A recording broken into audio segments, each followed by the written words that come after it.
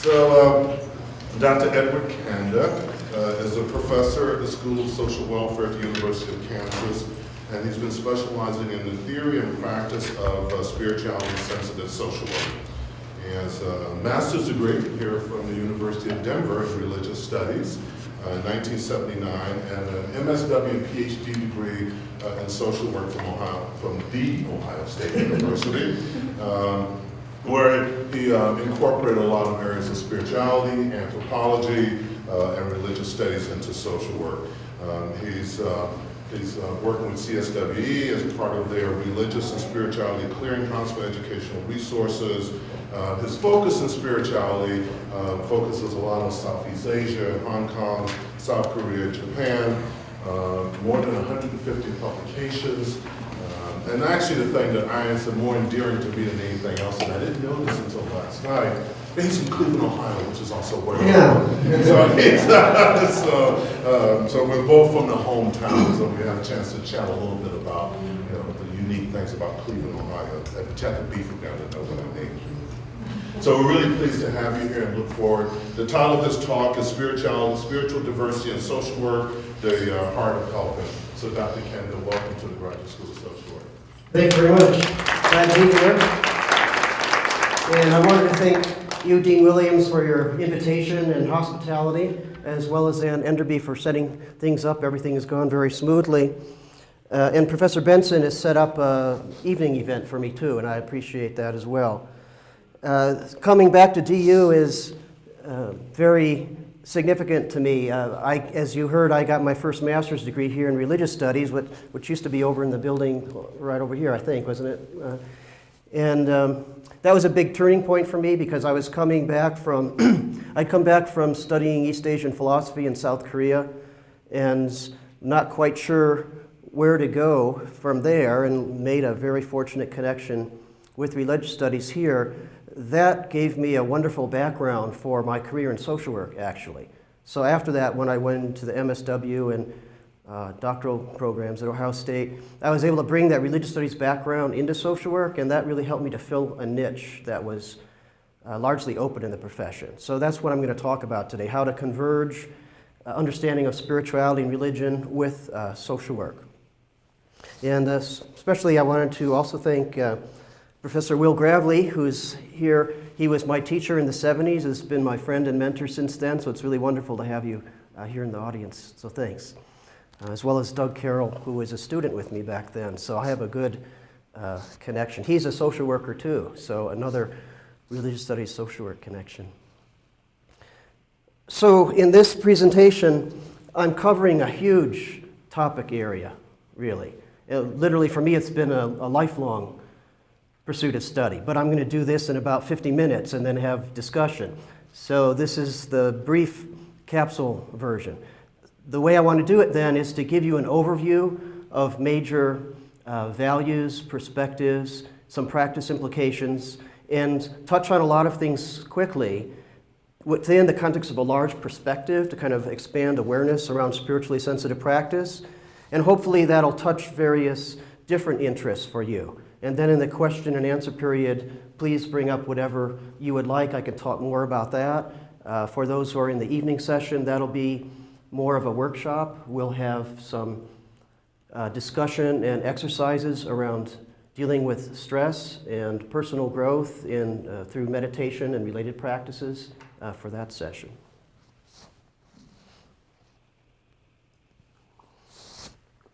So in the background of this slide, I have a mandala. I like to compose mandalas sometimes just because I enjoy the designs, but mandalas are very helpful to portray insights in more than just a linear thinking way. In a nutshell, a mandala, literally mandala is from Sanskrit, it means circle. So it represents wholeness and connection among many different aspects of the self or the universe. Comes originally out of Hinduism and Buddhism. But mandalas have been adapted widely, even in therapeutic context. Carl Jung liked to use mandalas therapeutically. So I use mandalas as a way of helping to represent the bringing together of diverse aspects of oneself or different theoretical ideas and how to converge them in a holistic way. So you'll see some mandala diagrams that I have spread out through the presentation. Especially around this topic, I think it's important not to be limited only to linear thinking. Linear thinking and rationality are really important, they're crucial, but they're necessary but not sufficient. So using artistic ways of communicating also, I think, is very helpful. So I'd like to start out by clarifying how this topic relates to basic professional purposes and values.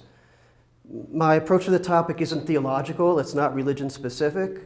It's attempting to provide a framework so that people of diverse religious and non-religious perspectives can relate to it, and also so social workers can connect with clients and communities of diverse religious and non-religious perspectives. So here's some ideas that we talk about commonly in social work, but I'm going to link it to spirituality. We often say the mission of the profession is to advance human fulfillment and social justice for everyone. That's in common with spiritually sensitive social work. The difference is it's taking it a little farther, it's expanding that notion beyond what has been common in conventional social work in the past. So when we talk about fulfillment of the person, it's common in social work to say we want a holistic view, we want to deal with the whole person in the environment. Spirituality highlights the aspects of the person that goes beyond just the biopsychosocial. And we'll talk about that some more later. It also considers the whole person in relation with all people and all beings. Of course, social work is dedicated to work with people. That makes sense. But people exist, of course, in the total web of life on this planet. So more and more spiritually sensitive social work is attending to the ecological connections of all beings and the total planetary ecosystem. Deep ecology and ecofeminism are good examples of that. We also are very much concerned as a field with appreciating and respecting diversity and engaging in culturally appropriate practice. So spiritual diversity intersects with all other kinds of diversity. That brings up many wonderful opportunities and also sometimes complexities, ambiguities, and conflicts. So this is a lot of what we deal with in spiritually sensitive practice as well. Finally, I'm coming from the standpoint of our codes of ethics. The NESW Code of Ethics expects us to work culturally competently. It requires us to respect religious diversity. Our CSWE educational guidelines include those two principles, but also it says that students need to learn about spiritual development. So this movement has really paid more attention to those things than has been done in the past. On an international level, there's a lot of movements to address spirituality and social work around the world now. It started primarily in North America, but there are movements in many countries now. So I'll touch on that a little bit, and if you're interested, I can give you more information later. But the International Association of Schools of Social Work and the International Federation of Social Workers, their statement of principles also includes respect for cultural diversity and spiritual and religious diversity. So the way I'm approaching this topic, based on all of those kinds of commitments.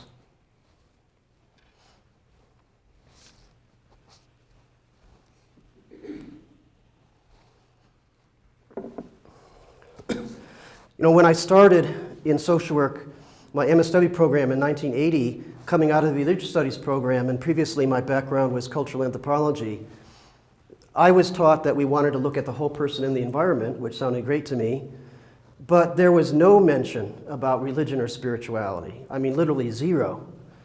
If I looked hard enough, I could find some articles here and there and some important historic documents, but I couldn't figure out why is it, if we say we're looking at the whole person in the environment, this area of human experience was omitted, especially because all human cultures include religious and spiritual features, and every person is engaged in some way in a search for a sense of meaning and purpose. So that's why I began to shift to advocate for more attention to that. In effect, I decided later, when I was a doctoral student, that I would apply social work principles of social change to advocating with the profession to help change the profession. And so compared from then till now, there's a tremendous difference. We have in our accreditation standards recognition of spirituality and religion. Now textbooks usually at least briefly mention it. We have textbooks dedicated to the topic. There's at least 40 graduate programs around the country that have specialized courses on this topic. There's a lot of movement around it now. Not due simply to me, but as you know, a major social work practice skill is to network and create organizations. So really building a set of enthusiastic people around the country and around the world. So there's a lot going on, which is great. So spiritually sensitive practice addresses the ways that practitioners, clients, or consumers in their communities seek a sense of meaning, purpose, and connectedness as they strive toward their highest aspirations, maximize their strengths and resources, and work to overcome personal obstacles and environmental blocks and gaps in resources. If that sounds a lot like typical social work, it is. That's good. But it's highlighting things that aren't so commonly addressed. For example, the themes of meaning, purpose, and connectedness. There have been for a long time certain strands of social work that focus on that, a major one being existential social work, and Don Krill, who teaches a course here still, he's taught for many, many years on existential social work, is a good example of that. But sometimes social work is delivered in a way that's focused on practical goods and services or measurable outcomes that doesn't look at what is the meaning and purpose context of that.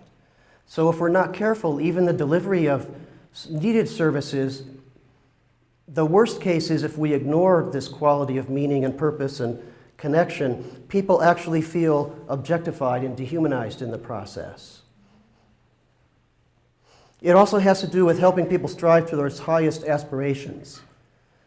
In this case, highest aspirations can include what are their most compelling and significant life goals? What can serve as transformative ideals in their life? What kinds of spiritual practices and community connections can help them deal with adversity, personal adversity, social injustice, oppression. And this can even include people's experience of states of consciousness that go well beyond an ego-centered understanding of self and world. It helps people maximize their strengths and resources and pay special attention to religiously and spiritually based strengths and resources. Those can be internal and also external in the community and in the larger world. And all of this to work to overcome personal obstacles, environmental blocks, and gaps in resources. Another feature of social work that is congruent with this is the strengths perspective. As it happens, the strengths perspective was originally developed at my university in the mid to late 80s at KU. So the strengths perspective doesn't look at clients in terms of pathologies, deficits, diagnostic labels. Of course, those things can be pertinent to their situation, but it never reduces people to those things. Instead, it focuses on goals, solutions, possibilities, talents, skills, resources, and never limits the possibility for clients. Always considers at any point in time, no matter what the person's situation, there could always be an opportunity for something far more than what it appears. So for many people, spirituality is a way to open up those unexpected and transformative possibilities.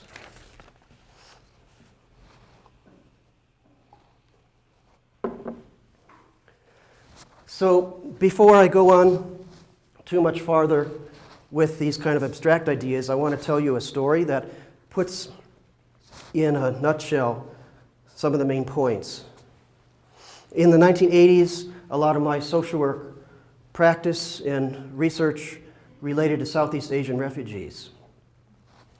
So one time, when I was at the University of Iowa, I was working with the refugee resettlement program for the state, and a Methodist minister gave me a call and said, "There's an issue going on with two Lao roommates. Would you come to meet them and me and talk through what's going on?" I said, "Okay, what's the situation?" He said, "Well, they've been having a lot of arguments. It's getting heated. One of the roommates has a knife and has been threatening to stab the other one." I'm thinking to myself, that sounds like a lot of fun. Sure, I'll go right over there and see if I've never learned martial arts, so I wasn't too confident about how I was dealing with possible knife play, but all right.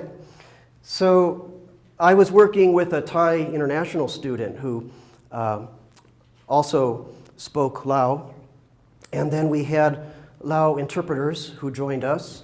So we had a team there, the two roommates, the Methodist minister, myself, my assistant. So as a group, we started talking through what were the issues. We found out that the disagreements were not really that significant, but they were becoming just agitated with each other. And a lot of it had to do with their post-traumatic stress. So keep in mind the context. They had to escape Laos under conditions of grave danger, genocide, mass killings, escaping on boats that were very difficult, dangerous, spent a long time in refugee camps, not knowing when they're ever going to get out of it, finally resettle in the U.S. In the U.S., they encounter language and cultural differences that brought about further stress. Sometimes they experienced discrimination and racism. And then in addition to that, well, it was great that there was this community-based support system. Once they were settled, this Methodist congregation provided, helped them get housing, invited them to their worship services, helped with material needs, provided emotional support. All that was great, but some members of the congregation had the idea that if they have come here and we're sponsoring them, they should become Methodist too. So there was a further tension. This was very common, I found, with many Southeast Asian refugees who frequently were Buddhist. They were very grateful to the Christian sponsors, and they were comfortable going to Christian services, but they also wanted to maintain their Buddhist practices, go to the Lao Buddhist temple, preserve their language. So in other words, they wanted to construct a bicultural, bi-religious system. But some of the sponsors weren't cool with that. It's one or the other. So that brought about a further level of stress. In the case of this minister, he did not have that attitude. He had a both-and perspective. So the minister was quite comfortable with this idea that the Lao roommates, if they want to tap the Buddhist support systems, they can do that, as well as connect with the Methodist support system and maximize both of them. So with further conversation, at one point it got pretty intense, actually. I was getting worried, and I realized I made one big mistake. You know, if you do safety training and you make a home visit, you don't sit the farthest place from the exit. And that's where I and my assistant were. I'm thinking that was a bad choice. And so you could feel the emotional tone getting more intense, more agitated. And I could tell there was a change in me. As I became more anxious, my breathing changed. It was becoming more tight. I'm becoming a little bit, scanning as to where's the exit. Well, once I realized that, it occurred to me that if I let this communication intensity escalate and my internal anxiety symptoms escalate, the combination was not going to be good for anybody. So, and my assistant, who was mediating a lot of this linguistically, she was bearing the brunt of it, because it's not just the words going in between, it's the emotional energy going through. So it occurred to me I had to some way politely stop that dynamic. And I was running out of water, It's very polite in Southeast Asian cultures to offer people food or drink when you visit, so I asked for some more water. With that simple thing, asking for water, the roommate went out to the kitchen, filled up the glass, brought it back. It interrupted that escalation. Plus, it showed that instead of this escalating hostility, it made a little occasion of friendliness and politeness. So it shifted. And then I could also pay attention internally. I could watch my breathing. I could let it flow more smoothly. I could restore a kind of mindful awareness of what was going on in the moment. Once that happened, everything de-escalated. We were able to talk through the issues, and one of the big conclusions was there was one roommate who wanted to go spend some time in retreat at the Lao Buddhist monastery nearby. And actually, at that time, these community Buddhist centers were very small and informal because they didn't have a lot of money, and so like this was set up in a house, and they set up an altar room. But the way it's set up, it provides a symbolically protective space. The monks have a routine of ritual and meditation that he could participate in. So he went there. That helped him to get recentered. It broke the conflict with the roommate, and it affirmed a positive, mutual, respective relationship with the Methodist minister as well, because the minister was very comfortable with that. So that's, to me, a good example of spiritually sensitive practice that respects diversity. It shifts from an either-or competitive approach to the differences towards a both-and, complementary, mutually respectful approach. It taps the resources and insights on both sides. It respects everybody involved. But it's not only an external process of that, it's also internal. What I said about having to become aware of my own anxiety and the change of my breathing, and to intervene on that level too. So spiritually sensitive practice is both internal work and external, and weaving those two together.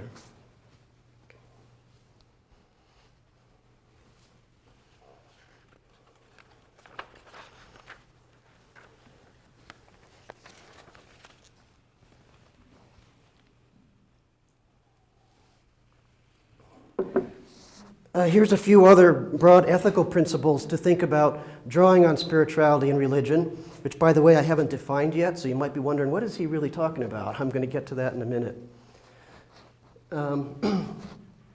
So first of all, just like social work practice in general, we have to start where the client is. So we focus on the consumer client's beliefs, goals, interest, and comfort level. This isn't about the social worker's own agenda. Oh, I think meditation is really great. I'm going to make sure all the clients do that. Or I think prayer is the best thing. I'm going to make sure they all do that. That's not the point. It's connecting, it's assessing, understanding the client's interests, goals, resources, where they're at, and what they would like to tap, and then you facilitate it. So, as I've said before, it also means working in a culturally appropriate manner. If we're engaging direct spiritually based helping practices, such as meditation or prayer or ritual, as I said, we have to start with assessment. So even with assessment, it's wise, just like in ethnography or cultural anthropology, to begin with the least intrusive open-ended assessment. We have to be careful if the way we do assessment isn't either steering people in a certain direction or cutting off possibilities. Many agencies don't even have guidelines for the practitioners how to do basic assessment around spirituality and religion of the clients. That's one problem. And if you don't inquire at all, that can be a message to the client implicitly, you're not interested and you don't care. But if you ask about it in a certain way, it can be another message that you're imposing some assumptions. Like some agencies will have an intake form that'll say something like, here's some options: Catholic, Protestant, Jewish, other. Find that out. To tell you the truth, that is useless. If that's what you ask someone, by the way, what it's saying is, we're not really very interested. We're asking very broad questions. And a lot of agencies who collect that information is checked off, it goes into a file somewhere, and nothing happens. Well, what if the person is Buddhist or Hindu? And among Christians, there are tremendous variation of denominations, and within that, then there's non-denominational Christians. Similarly, in Judaism, there's many different styles of Judaism. So Islam, this kind of question is really narrowing and excluding. Besides that, it doesn't yield much helpful information anyway. Even if someone says, yeah, I'm a Christian, well, there's more than 900 Christian denominations in the United States and many non-denominational Christian communities. And even if you know, oh, I'm a Roman Catholic, that's what the person says. Within Catholicism, there's tremendous variety, including on some basic social justice and theological issues. On the other hand, I don't mean with assessment we should be too intrusive. So we start with a open-ended, non-threatening, exploratory question, and then the client will cue us. Is this relevant to them? Do they want to pursue it or not? And then we follow their cues to go further. So I could talk more about that later if you want, but the basic principle is starting with a least intrusive, open-ended approach, identify the consumer's level of interest, and then move to more explicit spiritually based practices only if the consumer prefers. And sometimes that means within the helping relationship with the social worker, sometimes it means referral and collaboration. Another issue that I think is a big one, much neglected, is spiritually sensitive organizational culture. Actually, it's kind of interesting to me if you look at business research literature about the factors that reduce the likelihood of burnout and turnover and increase employee satisfaction. Those businesses that attend to the spiritual qualities of the work environment and the relationships there tend to have lower burnout, turnover, and higher employee satisfaction. So there's more discussion about that in the business sector than I see in the social work literature, which a little bit boggles me.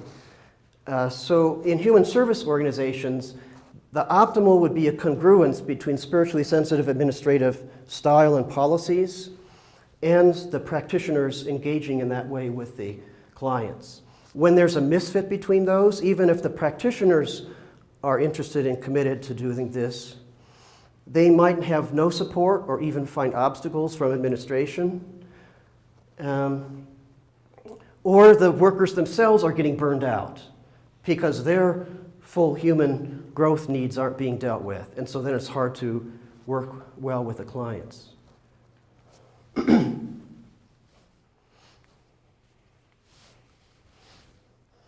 I'm finally going to tell you what I mean by spirituality. I think you can get the sense of it from what I've said already, but this is a more formal definition. I'm first going to tell you what I mean by spirituality as an aspect and then give you more holistic ways of looking at it. But what I'm going to describe now is the most common way it's looked at in social work, medicine, nursing, psychology, psychiatry. By the way, all those fields have parallel movements to social work around this now. And there's a lot of interdisciplinary stuff happening around it. So spirituality is a process of human life and development. Spirituality isn't just a thing or an affiliation, it's a life process. It focuses on the search for a sense of meaning, purpose, morality, and well-being in relationship with oneself, other people, other beings, the universe, and ultimate reality, however understood. It orients around centrally significant priorities and engages a sense of transcendence, experience as deeply profound, sacred, or transpersonal. So some of these key words here that I bolded, you find across disciplines around the term spirituality. There's no uniformly accepted definition, actually, but these themes are very common. Meaning, relationship, centrally significant priorities or ultimate concern, and transcendence. With the concept of transcendence, I've added a few possibilities there, because if you look at spiritual traditions around the world, there's a great deal of variety about this. For theistic traditions, transcendence can be often relayed in terms of experiencing relationship with a personal God. And sometimes that can be very deep, very transforming, and consciousness changing. But many religious traditions are not theistic. Even the concept of the sacred is widespread, but it's not universal. And for some traditions, the sacred and the profane are not a dichotomy at all. That ordinary daily life itself can all become sacred. And for many non-religious people, even using words like holy, sacred, divine, it just doesn't work. I have a friend who describes himself, he's a social work professor, he describes himself as a secular, scientific, humanist Jew. So, and we participated in some spirituality conferences. And he would explain to people, as a non-religious, non-theistic, cultural Jew, what does spirituality mean to him? One time my wife and I were invited to his home for a Sabbath meal. And I was kind of wondering, how's this going to work? Well, they had Sabbath-style prayers and welcoming of people, but the wording was, you might say, edited. It was changed to remove any theistic references. But it emphasized the community connectedness and caring and love and sharing. And afterwards, he had a gathering of other secular Jews, and they had hymns and prayers and told stories and talked. All of those didn't have any theistic frame to them. But they created an informal spiritual support group around these common beliefs and styles. So they were preserving Jewish heritage and concerns. One of the main themes for them was social justice and how to link your personal life to justice. So that, to him, made perfect sense. But if I were to approach someone with his point of view with words like religion or sacred or God, it wouldn't connect. So we have to be careful about that. Give another example. In the same town, I had another Jewish friend. She was an Orthodox, very devout Orthodox Jew. So she was very observant, even to the point where when we went to lunch with her, we had to find a restaurant that didn't just have kosher food, but kosher food approved by her rabbi. And so she had a very different style from my other friend. Both identify as Jewish, but quite different styles. And she was also very open, so she participated in many of our national spirituality and social conferences, was very interested in outreach and connecting with people of many different perspectives. And that was a nice lesson too, because it showed me that whatever the person's perspective, if they have both a clear commitment to where they're at and an openness to where others are at, we can join and connect and collaborate and support each other. The trouble comes in when people who are highly committed to their own view see those as exclusive of others or hostile to others and promote conflict and, in the worst cases, even violence.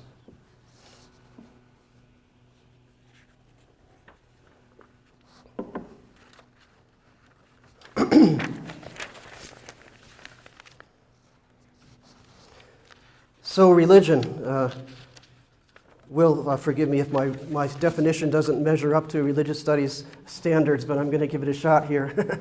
Within social work, given our professional context, by the way, since the early 80s, there has been a tendency to distinguish the terms spirituality and religion for a lot of reasons. But one is because in our profession there was so much allergic reaction to the topic of religion.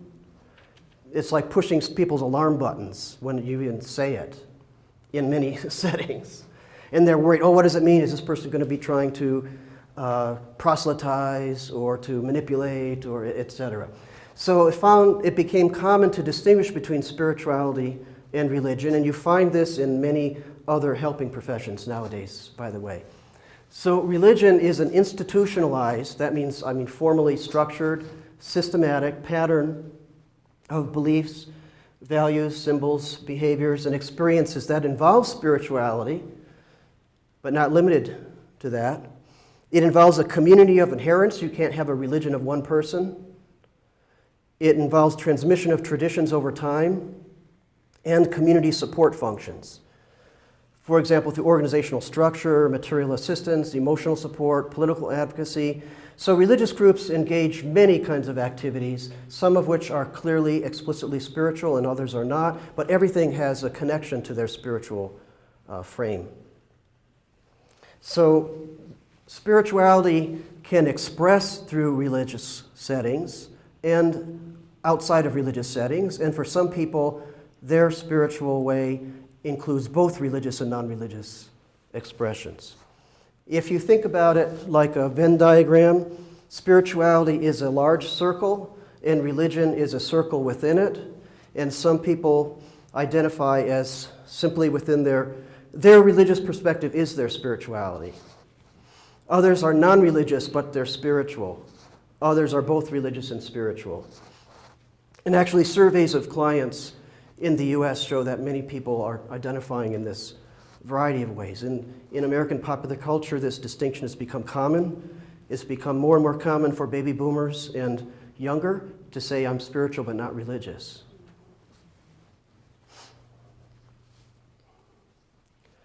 So in this slide, I want to move towards a more holistic view.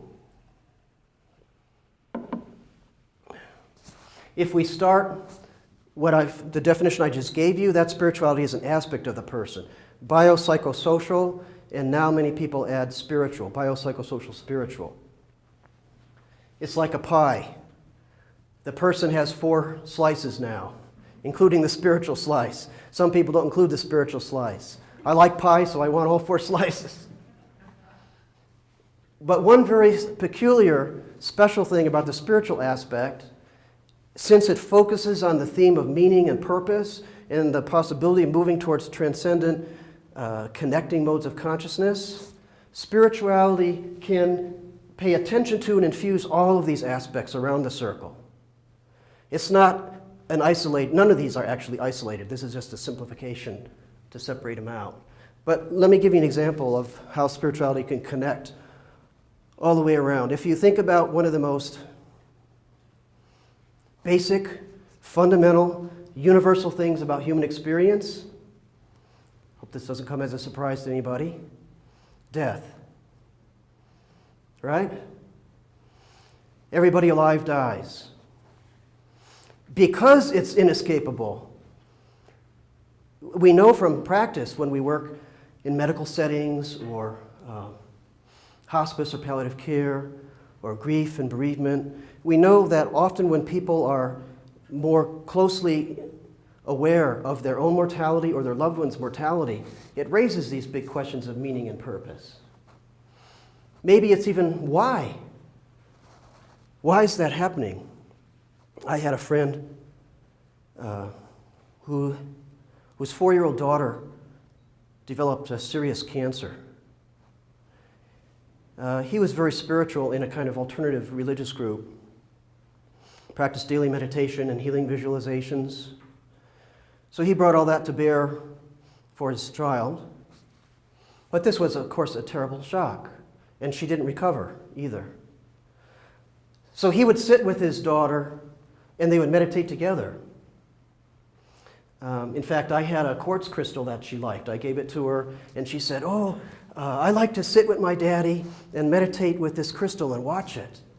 And actually, she said a lot of really profound things. At 4 years old, by her own facing her situation of illness and mortality, she in many ways, very profound. So, the physical event of death evokes these deep spiritual questions. And also beliefs like, is there an afterlife? If so, what is it? Where is it? Is there even anything that exists? Is there a separate ego? Or should there be? You know, an ultimate goal in Buddhism is to transcend attachment to a separate individual self. So just being like a kind of soul hanging around for all eternity isn't really an optimal ideal in Buddhism. So there's all these different ideas, and what the client's belief is going to have a big effect on how they prepare for death, their level of anxiety or hope about death, and how that may affect their connection with their loved ones. So in fact, by engaging in spirituality, even death itself can be transformed as an experience of growth and further possibility. Even for someone who doesn't believe there's any afterlife, by living, dying to its best way, it can enhance the relationship with others and the sense of how precious even the last moments of life are.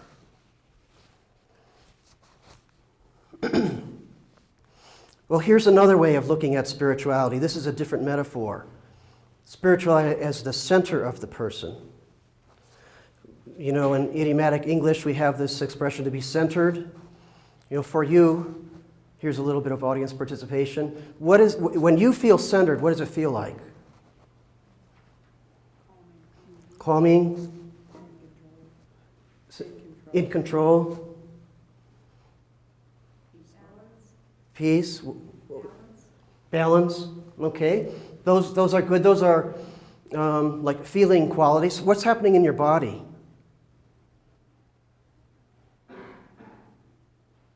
Yes? Relaxed breathing. Okay. And kind of a calm mind. Relaxed breathing, calm mind. Right. So when you feel centered and you're paying attention to that, you're aware your breathing is usually, it's a kind of smooth flow, but even if you're centered while you're jogging or doing athletics, your breathing might be accelerated, but it's also smooth. And your breath moves through your center, literally. So many meditation practices and prayer practices involve paying attention to the breath, letting it move smoothly and freely through your central chamber, and having your awareness focused, some traditions on the heart, some on the energy point below the navel. So across many traditions, it's recognized that there's a physical component to centering, there's an emotional, intellectual component to it, and when we feel more centered, it's not egocentric, actually. It's opening to others. So in social practice, if you're talking with a client, what happens if you're not centered and the client is telling you some story that's kind of shocking or upsetting to you, and you're not centered? What's going on in your mind and body then? Yes? You're feeling, okay, separating?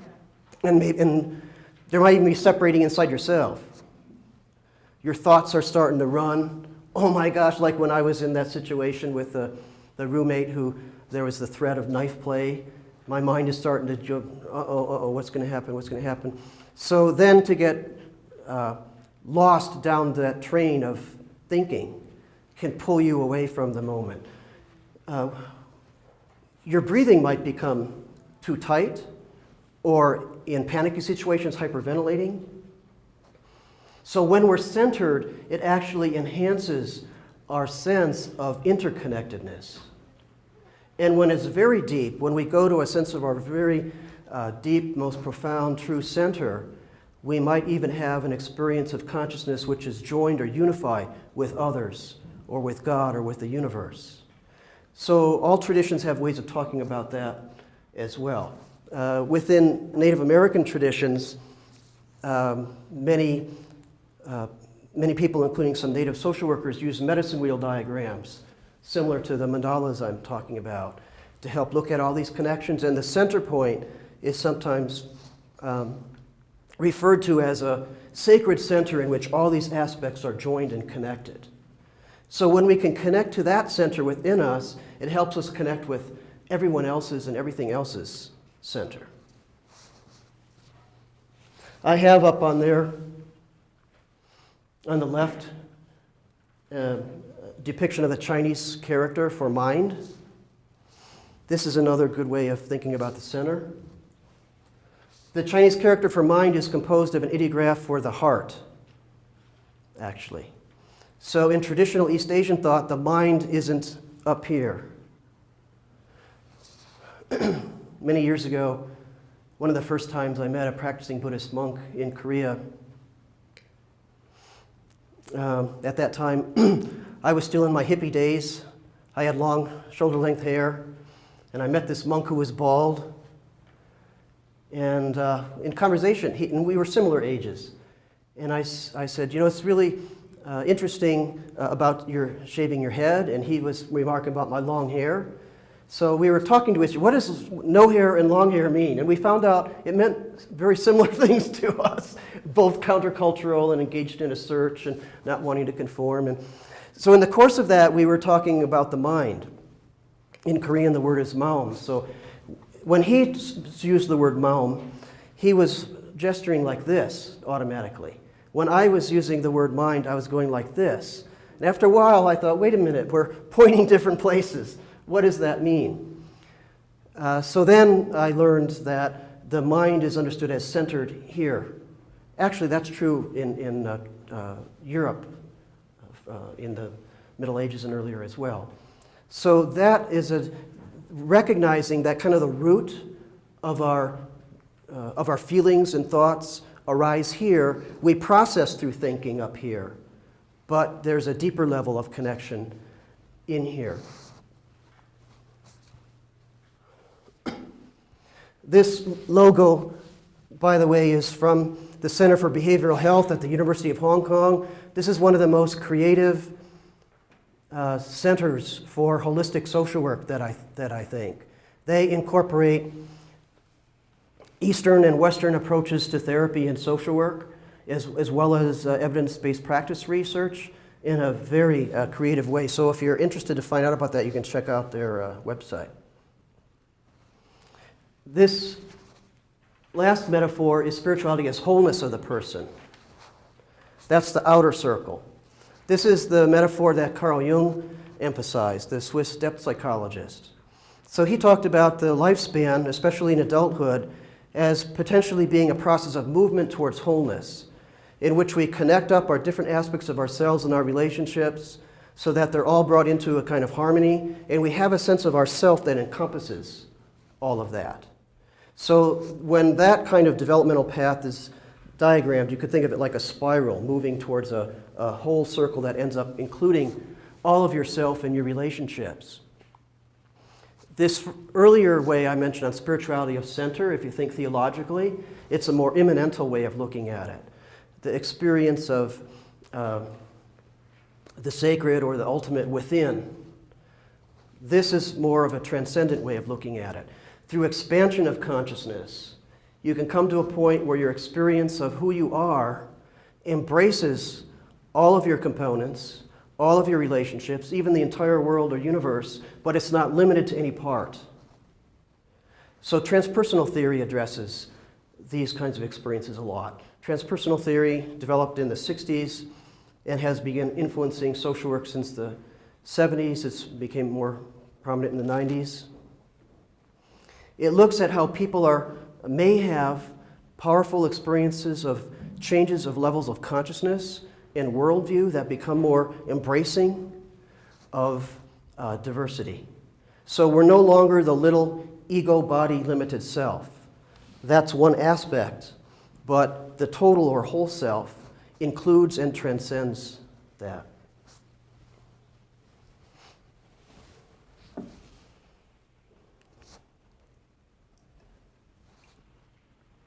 So many spiritual perspectives emphasize compassion as a key cardinal virtue, and I think it's very significant for social work. Compassion, very simply, can mean engaging with self and others and with life with passion. So from Latin, literally means with passion. Spiritual traditions that talk about the way of cultivating compassion, especially in a helping process, emphasize that real compassion, or the most helpful kind of compassion, is not egotistical compassion. It's not pity, it's not sympathy, it's not projecting your own ideas about how it should be for the other person. It's a capacity to really engage empathetically and genuinely with the other in their situation. It's engagement empathetically, but it's not enmeshment. That's a really tricky distinction, and that is important for social workers, because when we get enmeshed in the social worker's sense of anxiety, life problems, or hopelessness and helplessness, it's easy for us to get pulled down that way. It's like emotionally going down a drain. So we have to be really careful about that, and we'll talk more about that sort of thing in the afternoon. So it's also non-judgmental, clear awareness and a skill for reaching out. It's a careful carrying non-attachment to the fruits of actions. If any of you have read the Bhagavad Gita from the Hindu tradition, it's really powerful about this lesson.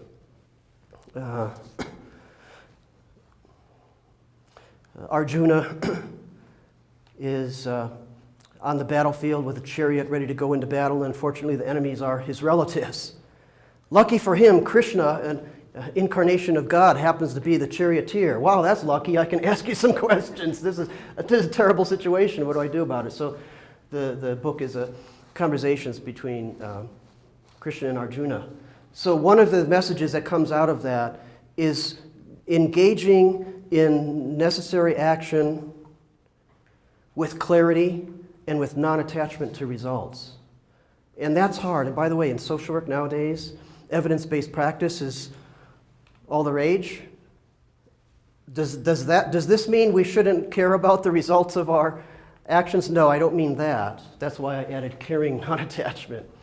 But of course we don't want to injure people, and we want to help them. But even in that, we don't want to be egoistically attached to the results. My wife is a medical social worker, and for recent years she's been working mainly in the emergency room. So every day she's encountering people with disasters, maybe decades-long patterns of self-destructive behavior, inadequate resources. If she was attached to the idea that somehow she's going to fix or cure everything, or that she knows how it should be for that person and she's going to make sure they get there, and if they don't, she's going to be upset, she would be devastated. So it doesn't make sense for the client, it doesn't make sense to the social worker. So this kind of caring non-attachment is very important, but a little tricky to cultivate. I'd like to give a couple images to symbolize that.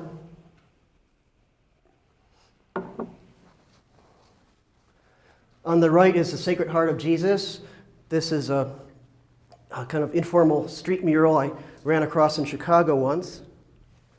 I grew up with this. My tradition is Catholic, so I grew up with portraits of Jesus with this exposed heart on fire and drops of blood coming from it. It's pretty intense, actually.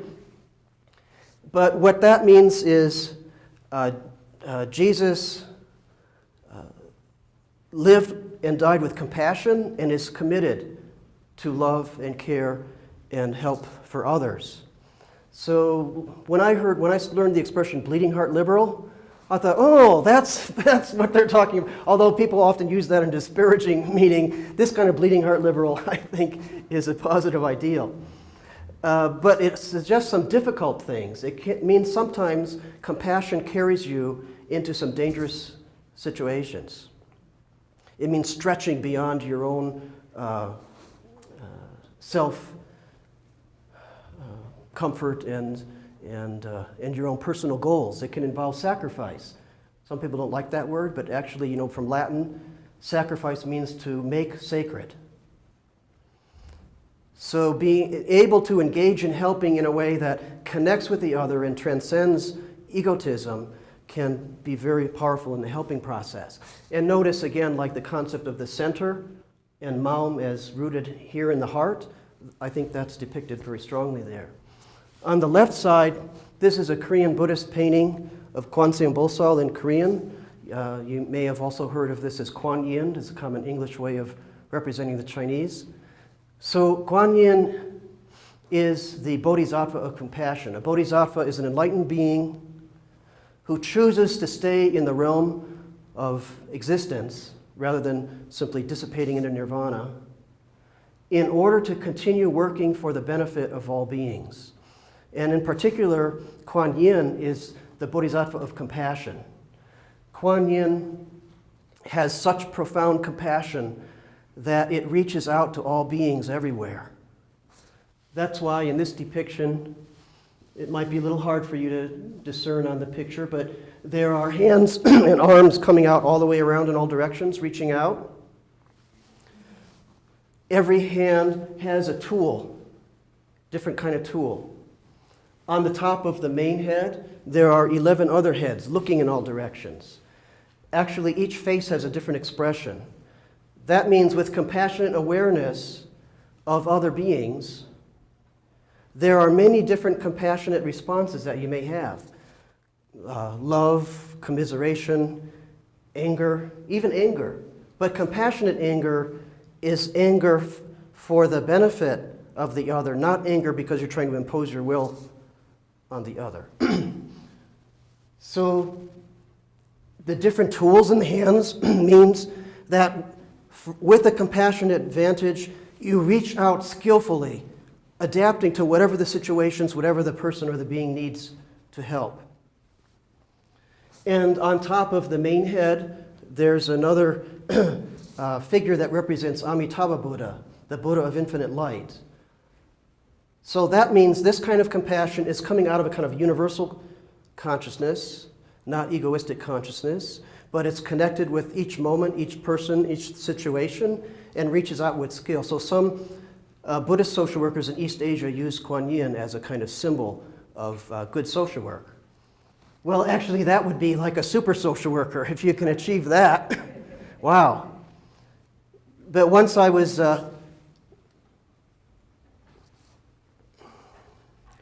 when I was teaching in Japan on this topic, I had visited a famous Japanese shrine in Kyoto called Sanju Sangendo.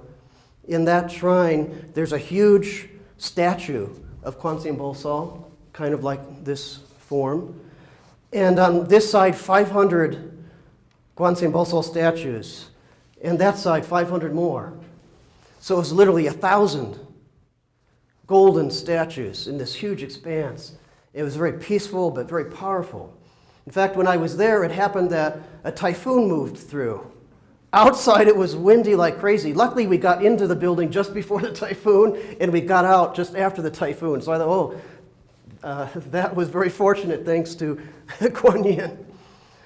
But then it occurred to me, when social workers and community members and other disciplines, when we all connect and cooperate, we're all collectively Kuan Yin. When we put all of our compassionate caring and skill together, that's when we really can be like this enlightened, powerful being that reaches out to help all beings. So this is just a couple minutes as I talk. Think about these questions for yourself. Some of you may be recent to social work, some of you may have been in the field a very long time. But if you sometimes need to regenerate your sense of why are you doing this, it can help to go back to your personal development roots in the profession. So think back to why you decided to become a social worker. What motivated you? What compelled you? Were there certain relatives or mentors or friends or exemplars or spiritual ideals that motivated you to do this? I mean, most of us don't go into social work because we think we're going to become rich.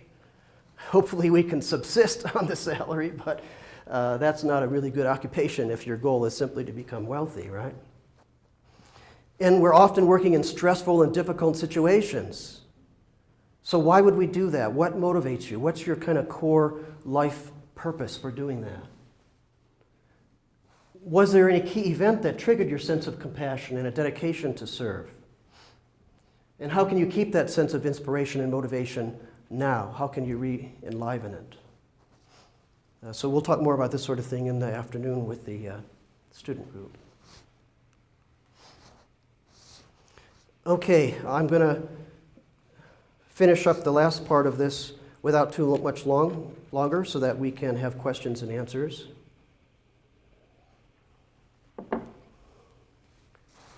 I mentioned evidence-based practice.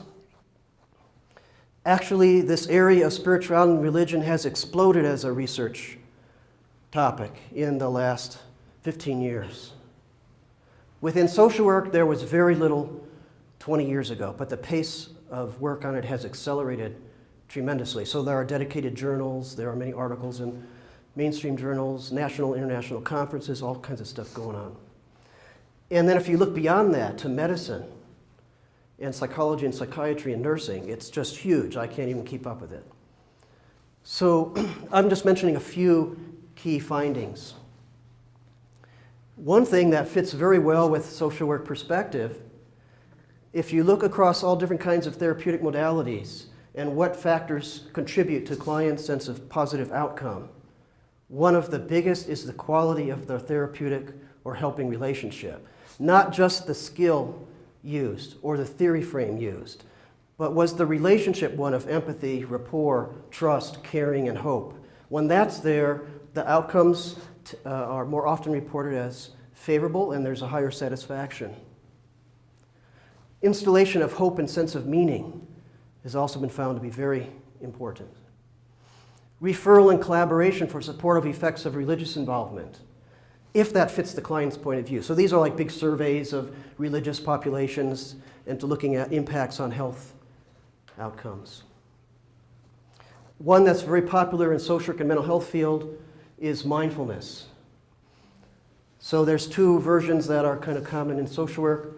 One is from Marshall Linehan's dialectical behavior therapy.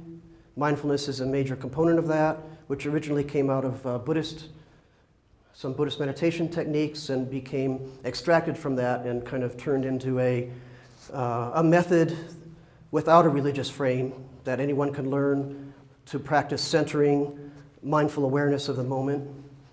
And the point of that is to reduce suicidal ideation, symptoms of anxiety and depression and such. It's been shown to have a lot of positive impact for many people with mental health diagnoses.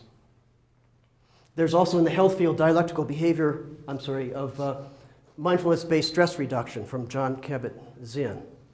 There's a lot of medical research around this.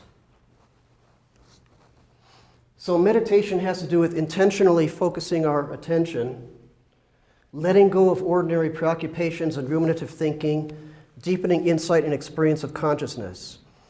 That's critical for social workers in some way, even if it's not formal meditation, but some way to keep ourselves centered and focused in the helping process.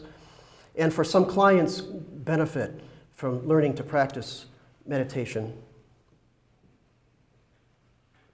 But actually, there are many, many different types of and techniques of meditation that have important differences. So you have to be sure, if you're using it, first of all, that you are well qualified and experienced in it, and that whatever particular technique matches the beliefs and comfort and interests of the client. Mindfulness is paying attention in the present moment with a clear mind that acknowledges but doesn't judge. I've given examples of that already today. We'll be talking about this more later for people who are coming to the afternoon or evening event. But so we have to pay attention to our own situation, our own personal experience and development as social workers. On one side, so that our engagement in social work itself could be part of our spiritual development process. And by the way, there are some religious traditions that make that explicit. A good example is karma yoga in Hinduism. Karma literally means action. Karma yoga means the yoga of social action, of helping. So in that type of social service, people are conscious and clear that the process of helping is also the process of engaging in their spiritual growth. But even without a formal religious frame to it, anybody, if they want to, can link their professional lives and their personal lives so that everything is fueling their growth. So on the other hand, we have to worry about our own stress level. So we know that social workers and other helping professionals, unfortunately, were more at risk for stress-related physical and mental disorders and suicide. So if we're not paying attention to ourselves, we can place ourselves at risk, which isn't good for ourselves, but also not good for clients. In the Confucian tradition, it's said that the noble-minded person takes care of oneself in order to be of service of others. If you're not taking care of yourself, you can't help others.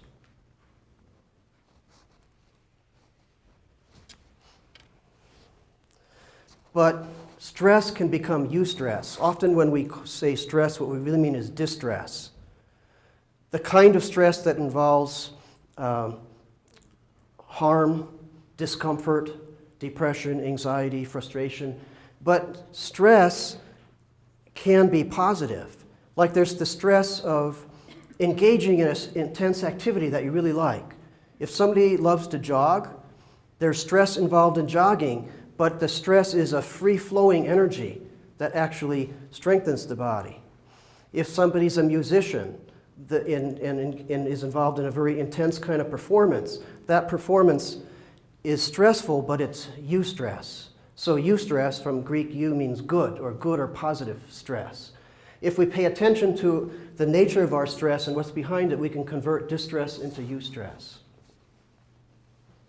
So I'd like to ask you to think about, and for later, maybe after this, reflect on yourself. What activities do you engage in regularly to decrease your stress, increase your eustress, and keep yourself centered in your personal lives and in your work as a social worker?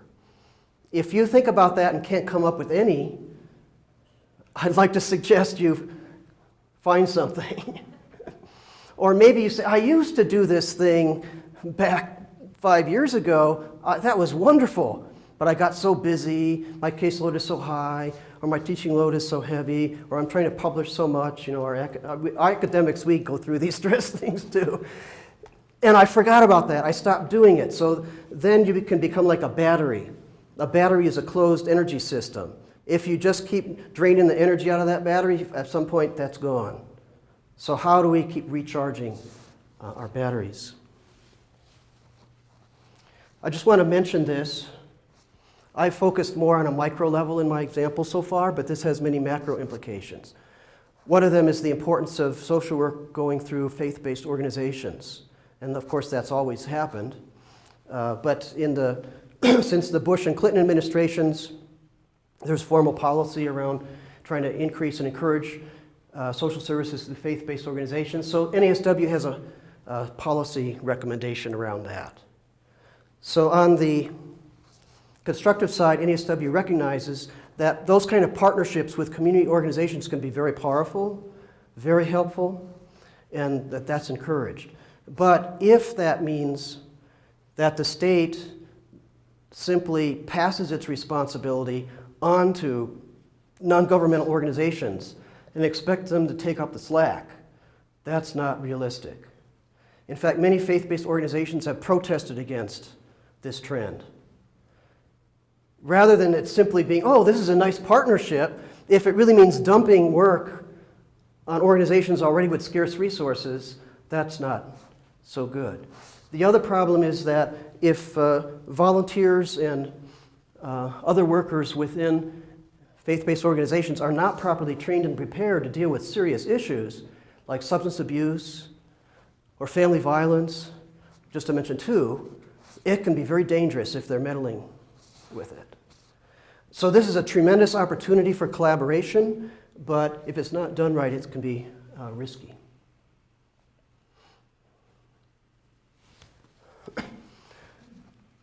So one of our major ethical mandates is for cultural competence. This is pretty much my last piece here. If we re-envision cultural competence from the framework of spiritually sensitive practice, it can open up some other way of looking at it, I think. So if these four colored circles represent four different cultural contexts, or they could be religious contexts or spiritual perspective contexts, just to make it simple. If a social worker is originally from the red circle, that's their culture or religion of origin, and they learn to connect with the blue circle. If they learn to do that in a way where their comfort, their value of respect, and their skill becomes fluid to move between both and to work within both and to live within both, that's bicultural.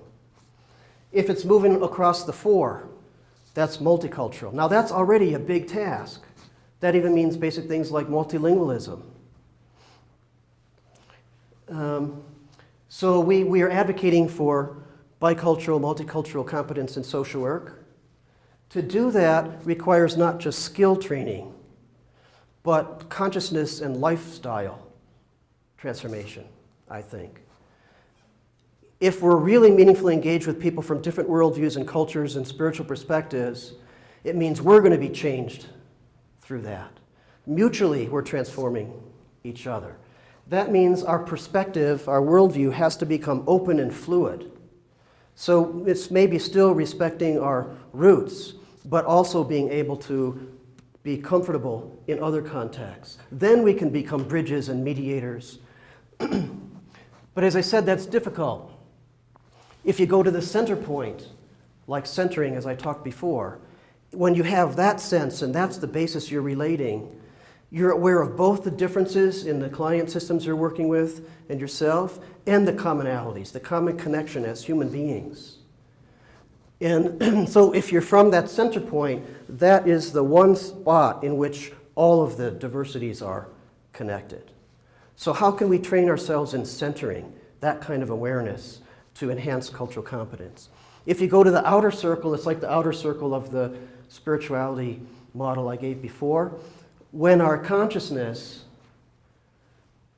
and our behavior and our teamwork include diversity and transcend each of the different contexts, then we can embrace all of that.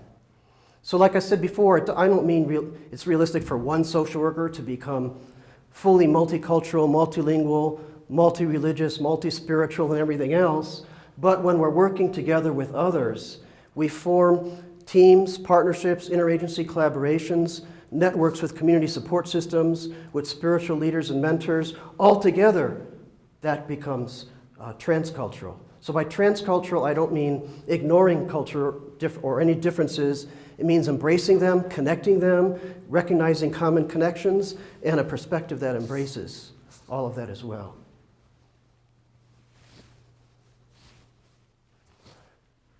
Well, that's my last, my last point.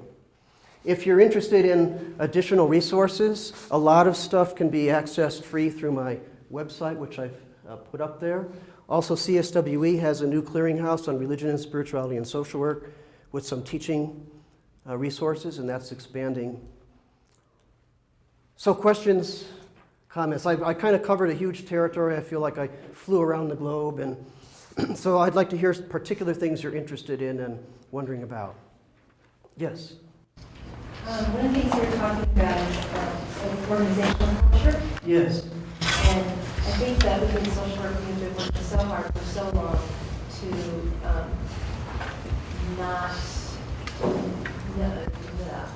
not be spiritual or religious in a way to not take one side or to show a preference. Mm-hmm. That we don't have any, there's no sign of spirituality really within the educational process or often within organizations that are serving clients.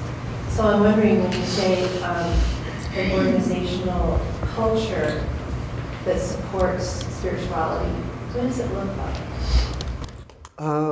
I wish we had more examples to know. But,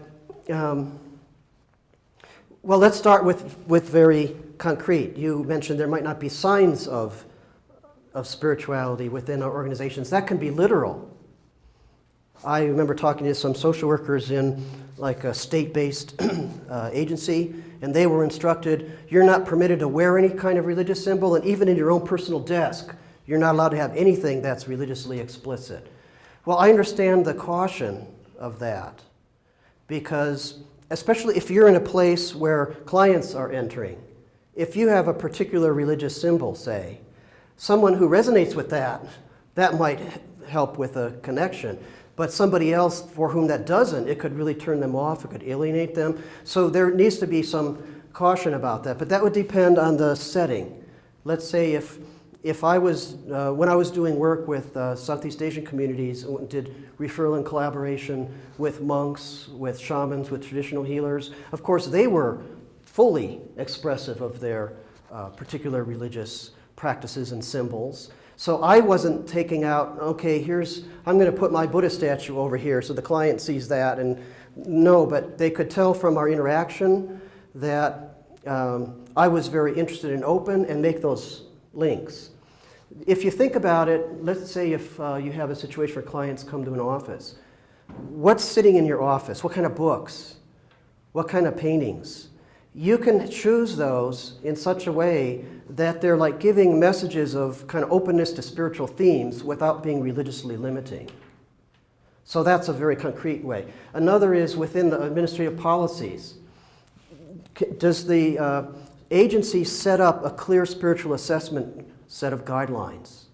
And there's a whole lot of them out there. I haven't, and in my book on spiritual diversity and social practice, I've explained some spiritual assessment tools.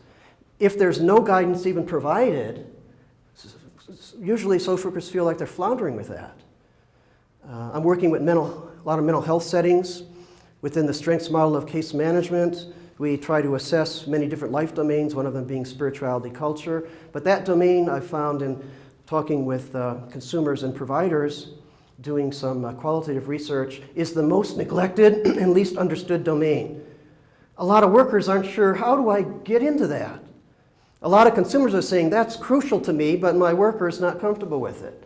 So we're working at even how to clarify some assessment guidelines within the strengths model, and we're starting to disseminate that through publications, and we're going to put out some very user-friendly, simple guidelines to providers and consumers soon. So anyway, whatever the agency situations, they might have to tailor the type of assessment tool. But do they have any? If they do, does it work well? Have they talked with consumers to find out? Is it working well? And a broader thing is just the humaneness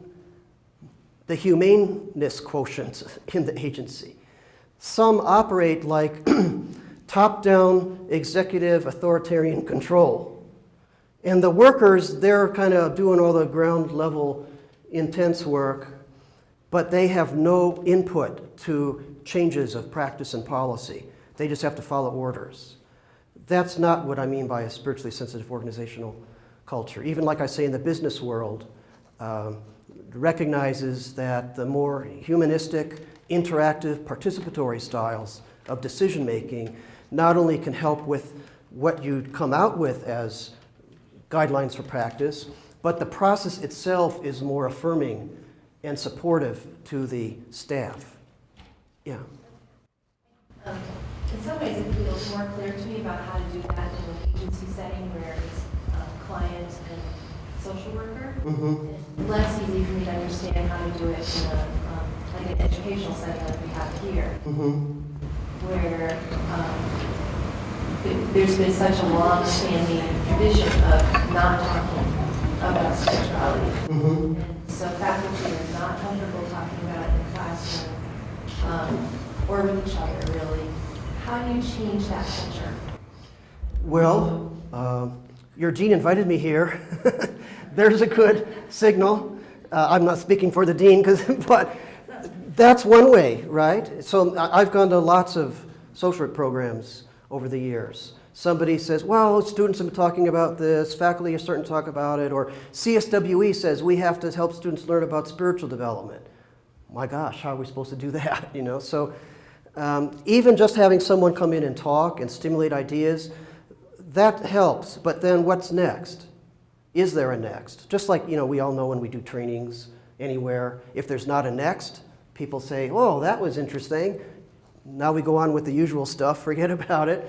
So if there could be set up an ongoing group, like you mentioned, there's students who are meeting around this topic. Let's say curriculum. If many programs have looked at their course objectives and to see where the things around religious diversity and spiritual development, which are accreditation issues, appear in their objectives. Some schools have electives that focus on the course, on this topic. Also, many practicum settings are in faith-based organizations. How do we pay more attention to the fact that those already are there? And we can draw on that as a more powerful resource in the school. So further, what's the dynamics in the faculty meetings? Or then that's sort of like agency. So creating that kind of humane interactive environment, giving explicit support to addressing the topic through course objectives, through what kind of courses exist, through having organizations. Those are some ways. Yes? Thank you. You're welcome. I just graduated this program, so definitely understand kind of what she's speaking of. And it kind of segues into my question is, what I find in the work I do now, I'm a chaplain at a treatment center. And I was also doing student social media. Oh, great. And even at school here is the conflictual theological disagreement. I wonder, I'm asking you, do you just avoid that theological work, or can you kind of focus on positive, or do you actually go after those disagreements? And what, Can you give me an example of a dilemma like that? yeah, like if it was in class, I think that one of the biggest ones that came out was how religion responds to persecution. So the theology between whatever denomination or religion you are that's around that. You have some students who may be on either side, or even at my facility, how I respond to that.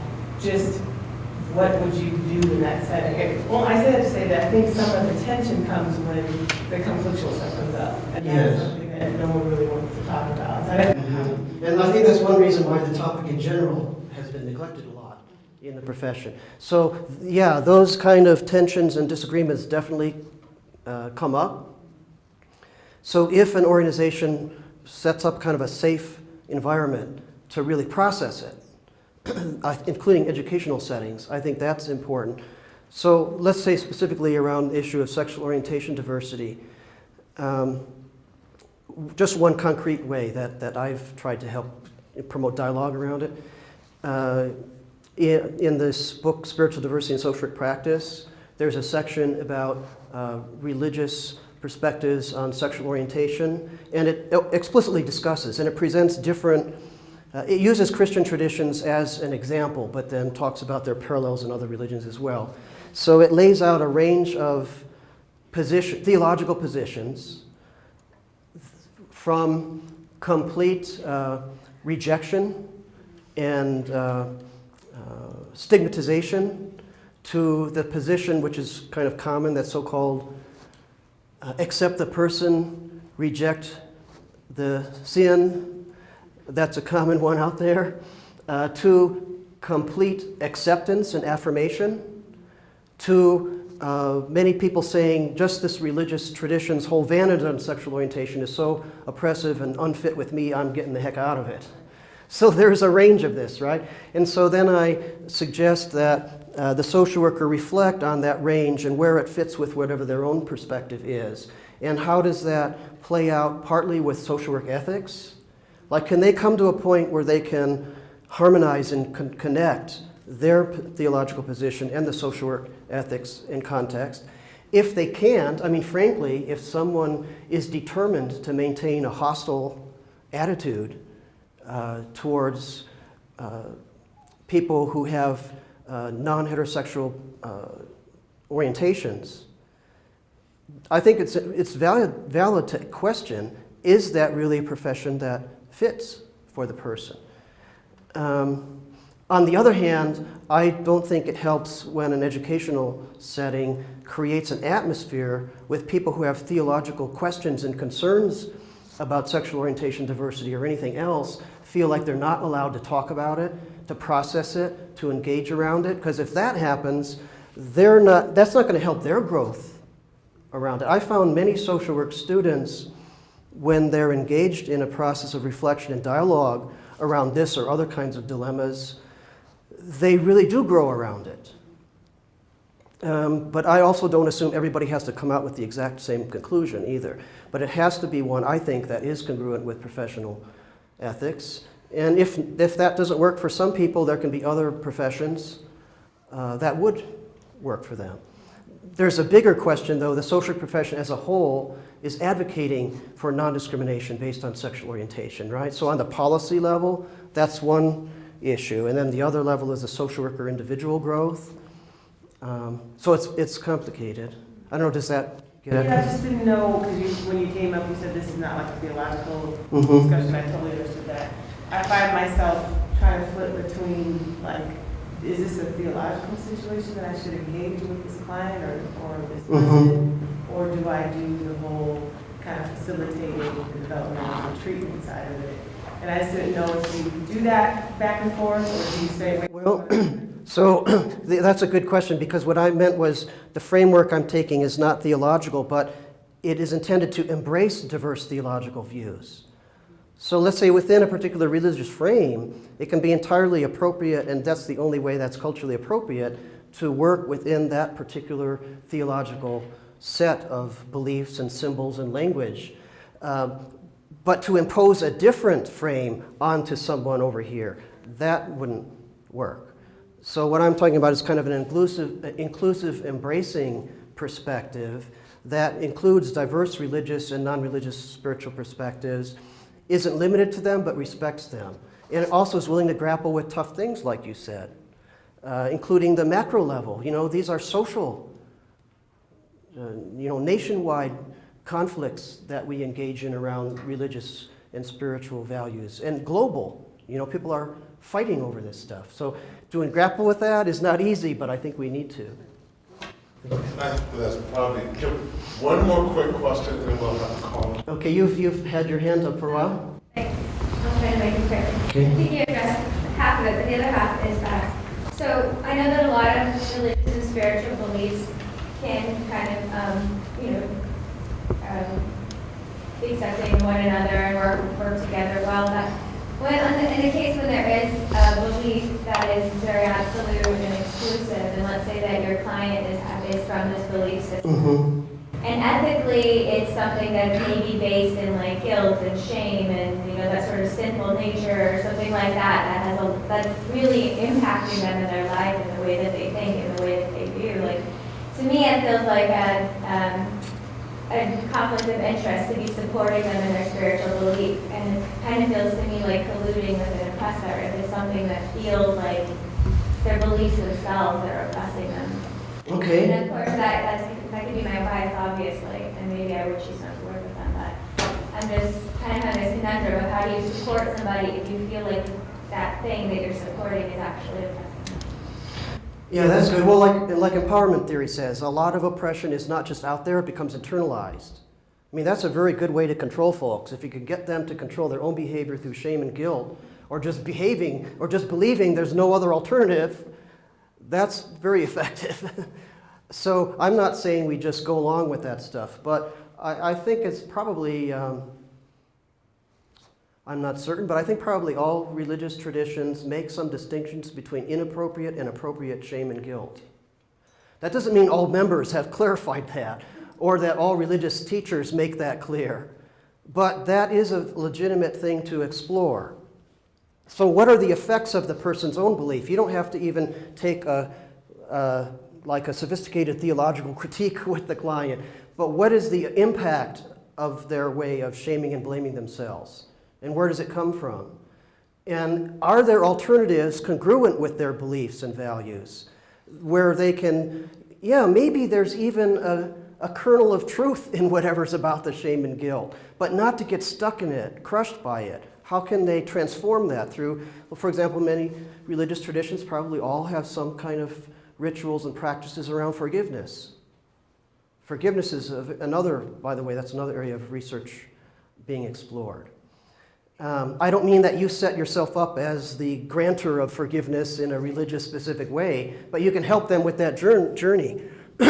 So many times when we feel like there's a either-or conflict between what's good for the client and what they're engaged in, if we loosen up and explore, even within their own perspective, there may be some resources and possibilities to transform it, and that's where referral and collaboration can help, especially if you know who you're referring to. It means someone who's congruent with that client who also can be a partner with you in the helping process, because you have to be careful. Sometimes you send somebody from the frying pan into the fire. All right, thank you. Thank you. Welcome.